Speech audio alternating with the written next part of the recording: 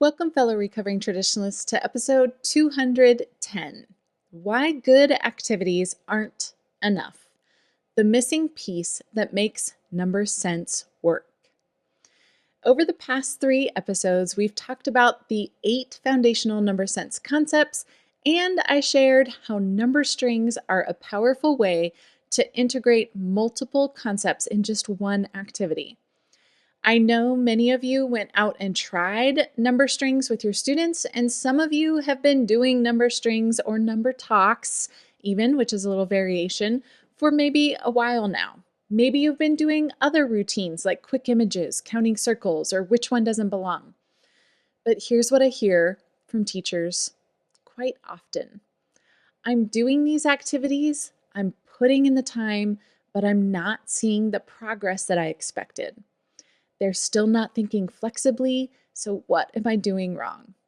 And when I dig deeper, when I ask them to describe how they're facilitating these activities, or when I'm out there watching them in person, I have discovered something that is just a minor tweak, but if we don't know it, we're not doing it. We're doing these activities, but often missing the entire point of it. Here's the thing, it's not your fault. Nobody taught us how to do these activities and listen during these activities. Nobody showed us the difference between facilitating an activity for answers versus facilitating an activity for number sense. We've heard about this new great activity, and all that's ever really posted about it or shared about it is the steps to actually do the activity with our students. So teachers are doing these quote unquote good activities like number talks and strings and quick images and counting routines, all the things that everyone says builds number sense, but we're facilitating them in the same way that we were taught mathematics, focused on just getting answers and learning procedures. Welcome to Build Math Minds, the podcast, where fidelity to your students is greater than fidelity to your textbook. I'm your host, Christina Tonnevold, the recovering traditionalist and BuildMathMinds.com founder, where my mission is to change the way we teach elementary math to our kiddos. So, are you ready to start building math minds and not just creating calculators? Let's get started. So this is the trap that we're in, is that you can do a number string and it feels like we're building number sense, but we're completely missing building number sense if we don't know what to highlight. You can do a number talk every single day and still have students that are stuck counting on their fingers if you're just collecting answers instead of developing underlying concepts. The activity in and of itself is not the magic. What you say and ask during that activity, what you listen for, what you highlight, what you make visible, that's what builds number sense.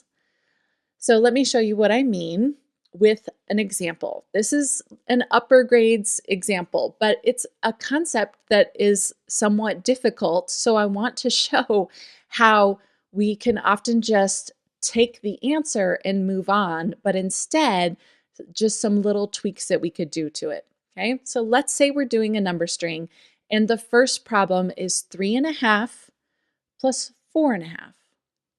And then the next problem is going to be 3.5 plus 4 3/4. Okay, so traditional facilitation looks like teachers who just ask only for the answers, right?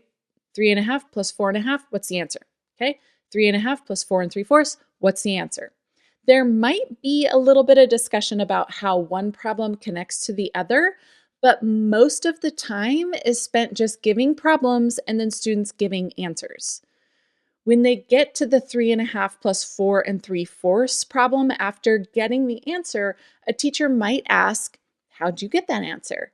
And a student says, I took half from the 3/4 to make it 4. Then I had 4 and 1/4. And then they just move right on to the next problem. When doing a more number sense focused facilitation, the majority of your time is spent discussing those relationships. Very little time is spent on the actual answer. And even if students are very procedural in their description of like their strategy, as teachers, we can add layers that help highlight number sense ideas. When a student says that they took half from the 3/4 to make 3.5 a 4, and then they had 4 plus 4 and a fourth, instead of just moving on, this is your opportunity to dig deeper, asking things like, hold up a sec, there's a half in 3/4? Can you explain that to me? Like I tell people all the time, I play dumb even when I'm not, because I want them to explain so that everybody in the room can understand.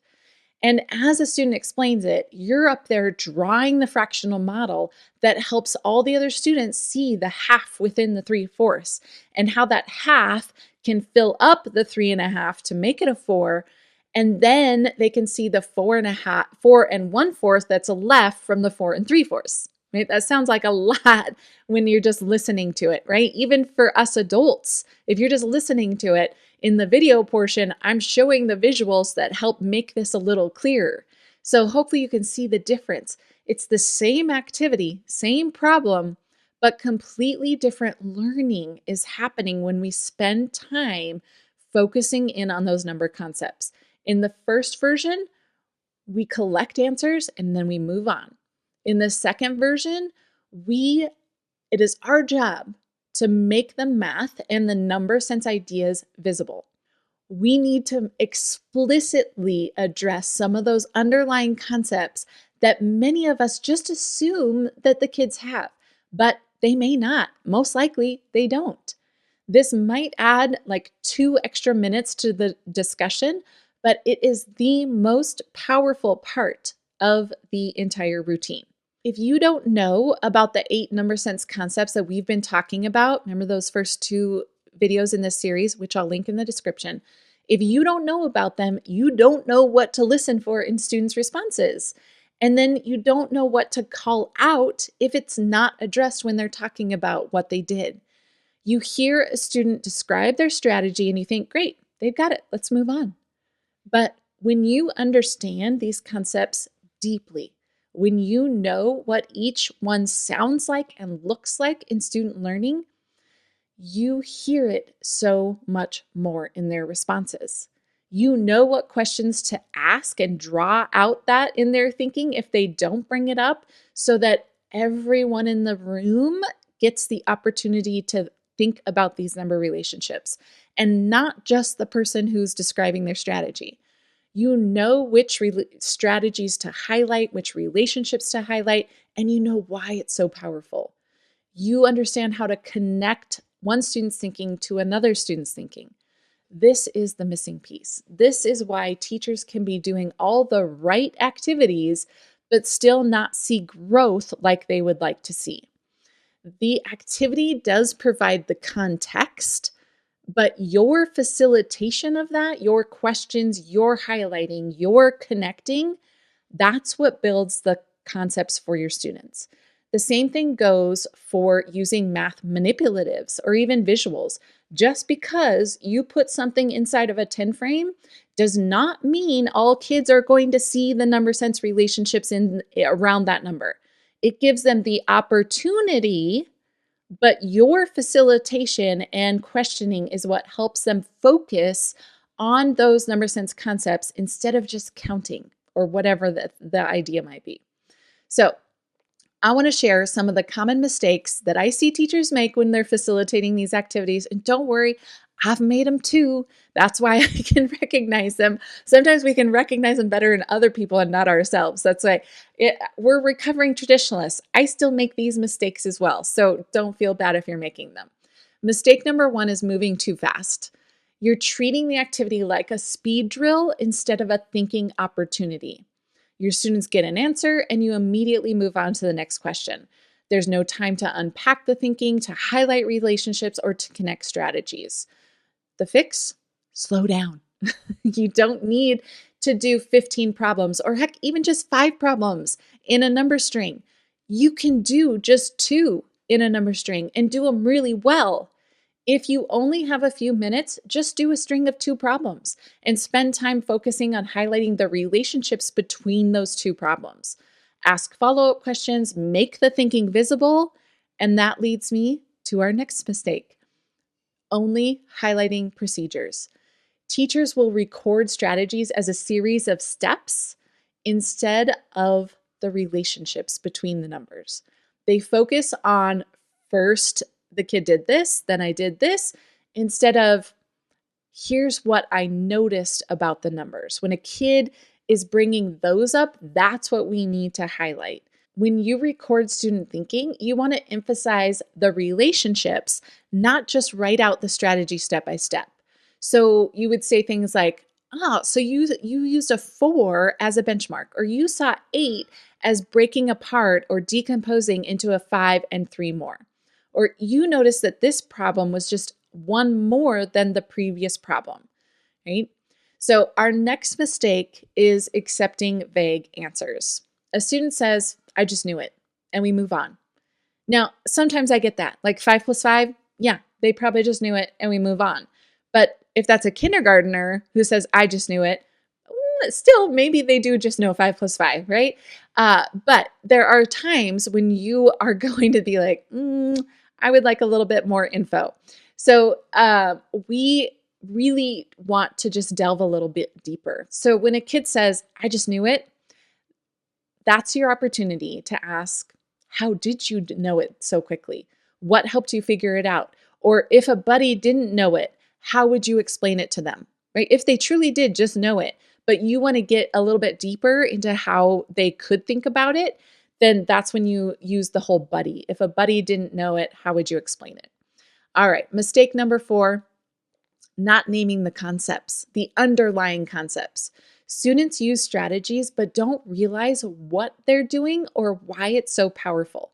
They'll decompose a number but not realize they're doing part whole thinking. They will reference a 10 but not realize they're using a benchmark number. And oftentimes we will name the strategy by the child, like, oh, let's use Christina's strategy. It ain't Christina's strategy, okay? Name it for what number concepts they're using here. They're using a benchmark number. They're using a make 10, but make 10 only goes so far. I like to call it make it friendly instead of make 10, because then they might make it 50 or 100. We're not always making it 10.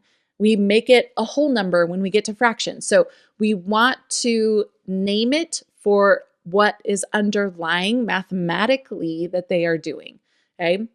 So name those. It brings awareness to what's actually happening in the strategy, okay? And that's really, really powerful for students. So here's the big thing for this episode I want you to take away from it. The activity in and of itself is not the magic. What you say, draw, ask, highlight during the activity is what builds students' number sense. You could do number strings every single day and never build number sense with your students, okay? Because you're just collecting answers and moving on. I don't know if that's what you're doing. I just know I've done it before, and lots of teachers that I've watched do it as well. So I want to encourage you to do well-facilitated number strings, even if it's just 1 per week. That's better than doing just the collecting of answers type number strings every single day. Okay, do 1 well-facilitated number routine, whether that's a number string or whichever routine you're doing. And just remember, it's okay to be frustrated if what you've been doing hasn't been working. Some of these mistakes through this episode are probably what we're doing because we didn't know better. We're just doing what we can with the knowledge we have at the time. You're putting in that time, but you're just not seeing the growth. And it's because we just don't know what we're missing. And knowing what these 8 number sense concepts are and being able to visibly highlight them during activities is such a powerful thing. I just want to highlight, it's not your fault. You're doing the best you can. It's hard because you don't know what questions to ask to draw out those relationships. You maybe haven't been taught how to listen for those underlying concepts. You don't know which students' responses to highlight because you just want to let everybody share, right? You don't know how to connect these responses together to help kids see them as relationships, right? We want to highlight specific things, not just let everybody share. And again, it's not your fault.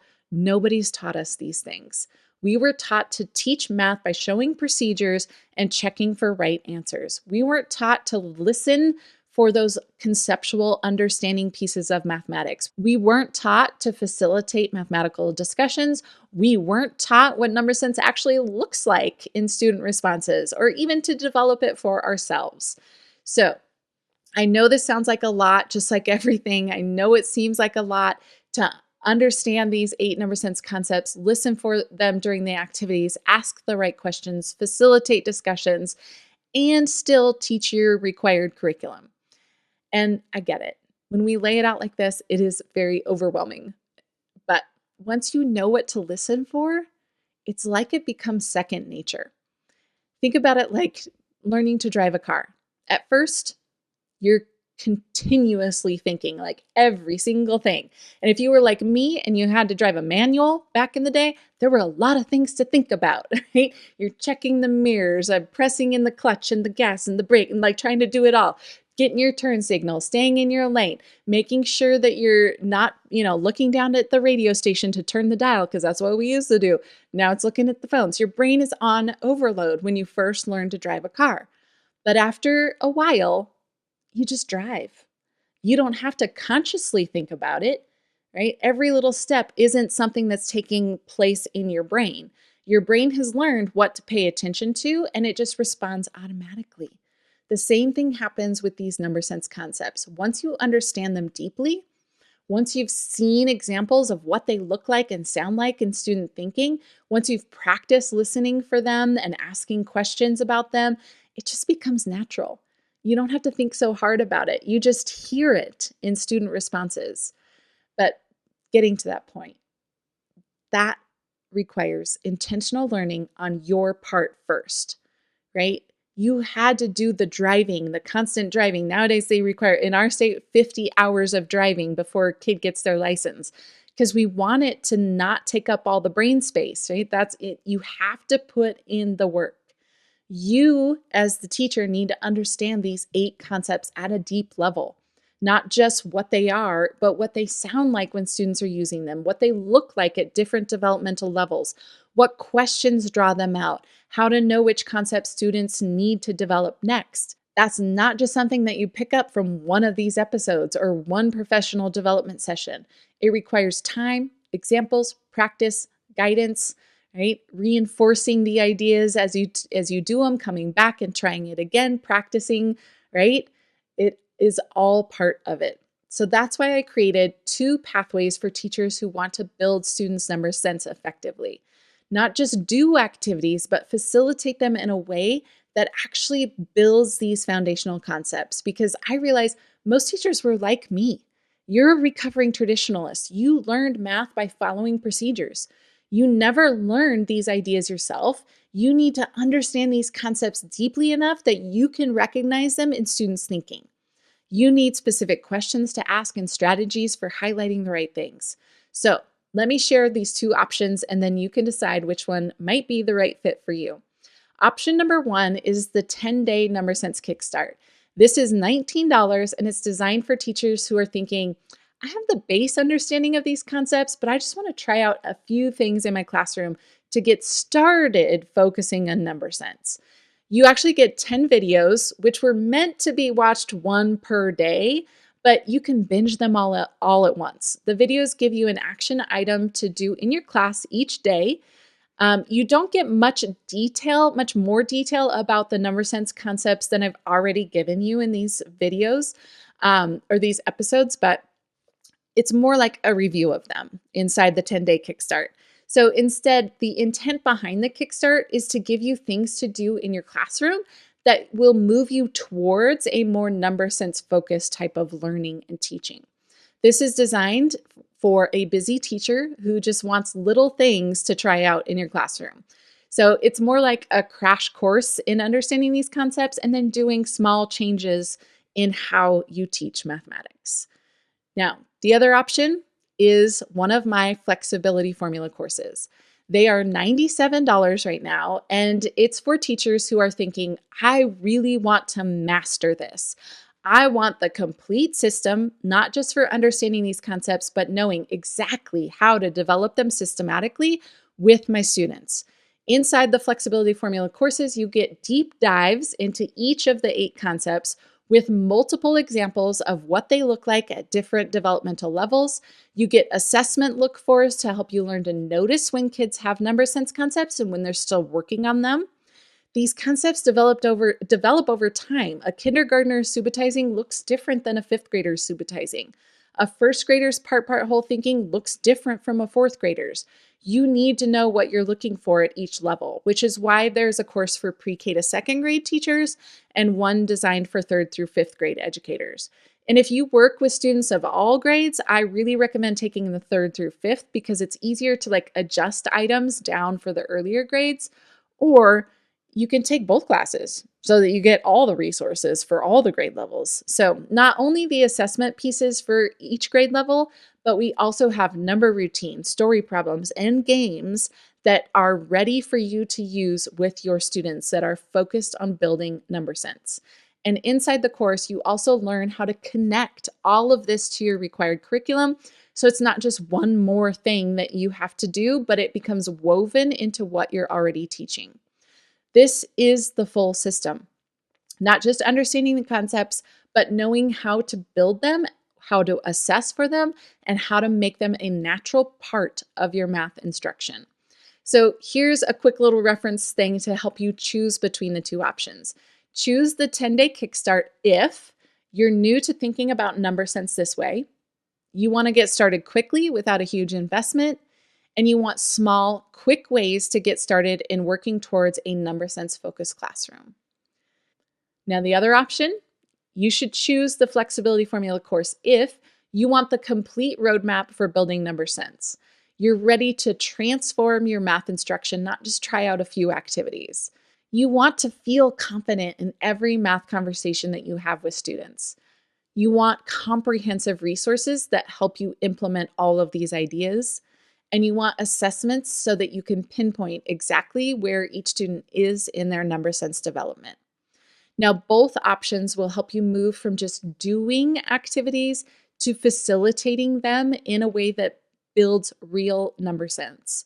The question is just how deep do you want to go with building number sense with your students? So, first things first, I want you to think about the activities that you've been doing in your classroom. You've been doing number talks, number strings, math centers, quick images, whatever it might be. And I want you to really ask yourself honestly, am I facilitating these in a way that builds number sense?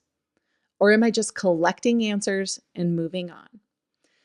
Do I know what to listen for?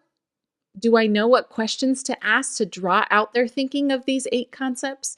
Do I know which strategies to highlight and why? And if you're not sure, or if you know that you're missing this piece, then choose one of these options. The Kickstart is at buildmathminds.com/10day-kickstart. Again, I'll link all of this up for you. Or if you want to take the full flexibility formula courses, go to buildmathminds.com/enroll. And remember, there is one for pre-K to 2 and one for 3rd through 5th. So make sure you choose the right one when you get to that page. Pick one of these options that fits where you are right now and what you need the most. But please don't stay stuck doing activities that aren't actually building the understanding you want your students to have. These activities are only as good as the facilitation that happens when we do them. You can do the best activities in the world, but if you don't know what to listen for and what to highlight, you're going to get the same results that you've always gotten. So let me help you facilitate them in a more effective way. Let me show you what to listen for, what to ask, and how to make these concepts visible for your students.